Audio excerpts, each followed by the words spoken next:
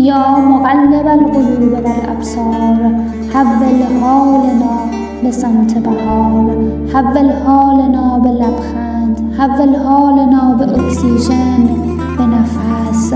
حول حالنا به عطر بهار،